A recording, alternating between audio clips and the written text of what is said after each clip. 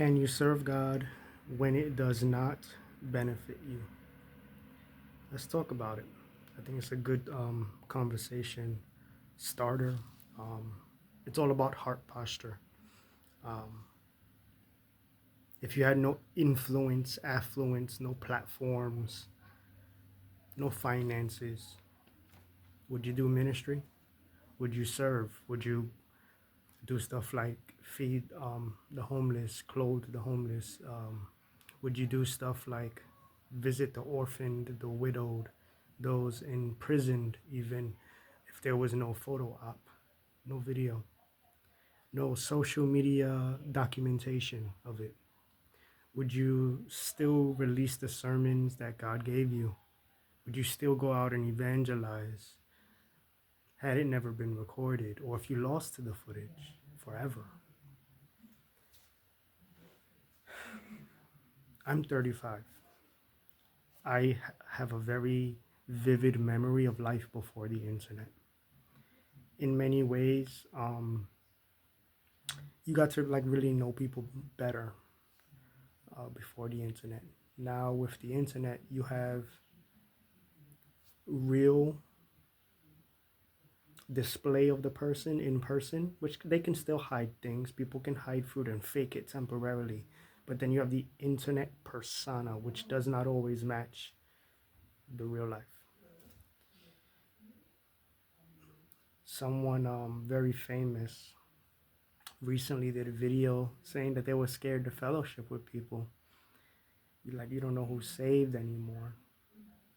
You hear about all these very well-known ministers um, having like sexual allegations coming out, allegations of adultery, all types of stuff. Granted, life has its ups and downs. We are all imperfect. We are striving for perfection to pursue a life of holiness. Yes, we miss the mark. If you sin, you have an advocate with Jesus Christ. Um, and he's forgiving, he's loving, he's merciful. But you know, when the righteous fall, though you fall 7 times, you will get back up. It does take on your end a matter of aligning with the will of God. But back to the question, you know, would you even serve him if it didn't benefit you? Some of you are only serving Christ because of connections to people who are fivefold or who are well known. Some of you are only serving Christ because the internet made Christianity trendy. Back to like the fact that I was alive before the internet was popular and a thing, a part of social norms. I was alive when you had the AOL CDs with the You Got Mail, and if you don't come from that time, you don't get it. Christianity, before I was saved, in the early 2000s, before Facebook and MySpace even, when you got an idea of Christianity in places like where I'm from the Bronx in New York City, I thought Christianity was corny. I didn't have a working knowledge of the Bible.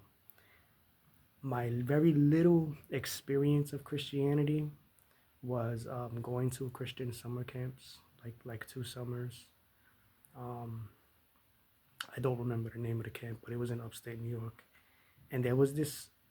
It was like a church. They would go all over the Bronx, and they would have like a service for children in the hood. And I used to go to the one by Fox Street, by Southern Boulevard, in this random like empty lot. That's not even empty no more today. There's like a building there now, but that was by my grandma's block, and I think it looked like an image like Yogi Bear or something, and these people would like have like worship music, come to the hood, and they would even take some of the kids to church, give them like gifts and show the love of Christ. Seeds were planted in my life, but other than that, I mean, I didn't really know anything of the Lord. I didn't know the Lord, never read a Bible. I had read random Watchtower Society books. I don't know why it was in my grandma's house, and I had read I don't even think I read gospel tracks, but I seen people evangelize on the trains, and they always seemed like an old person that was crazy. I didn't really see young people who looked like they're not crazy, who are saved. We live in a different time now. We live in a time right now where you see a lot of young people are saved. A lot of young people are, at least there's the perception of it, and some of that, going back to the topic of discussion, would you serve when it doesn't benefit you? Some people are only actively serving in ministry because they seek a platform, because it's trendy, because it's the thing on the internet. 20 years ago, half of you wouldn't give your life to the Lord. And I thank God for the internet, because as much as it's done bad, the Lord also uses it. I'm not saying God doesn't use this, but I did not become a Christian to look like something or be something. I did not become a Christian to even do ministry. I became a Christian because I saw demons like a week. In 2016, the last week of the year, gave my life to Jesus. I had a supernatural encounter with the demonic, and I experienced Christ's authority over it. I gave my life to the Lord because of that. I did not give my life to Jesus to do ministry. I did not want to do ministry. I was convicted that whole first year of being saved, very early on, of pretty much everyone I knew that was unsaved.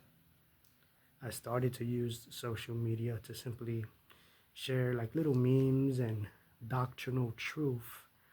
Lost a lot of friends, connections, associations, and relationships that I had fostered through previous years, creatively and socially and whatnot. And I got convicted about the masses on their way to hell. And I started preaching in New York City, on the trains mainly, in the streets, and I linked up with other evangelists. Been pretty much doing ministry since like late 2017, mid 2017, give or take. I've been saved 9 years. I do deliverance. I flow in the gifts of the Spirit as the Lord leads. It's normal biblical Christianity. I'm not looking for anything though. I don't do it for cameras or social media documentation. I share all that because if the cameras were off, if there was an EMP, and say you lost the internet forever, you go through the Great Tribulation, there's not going to be no internet. There's going to be the greatest persecution of believers the world has ever seen when the mark of the beast comes to fruition, which has not happened. Will you still serve the Lord when it doesn't benefit you in those earthly ways? I mean, it does benefit you. You have eternal life. It does benefit you. You'll have the best version of your life. I'm not saying you're going to be a billionaire. Some of you may be, but life has ups and downs, hills and valleys. You're called to suffer as a Christian. You're going to be hated the way Jesus was hated. Christianity is not a trend.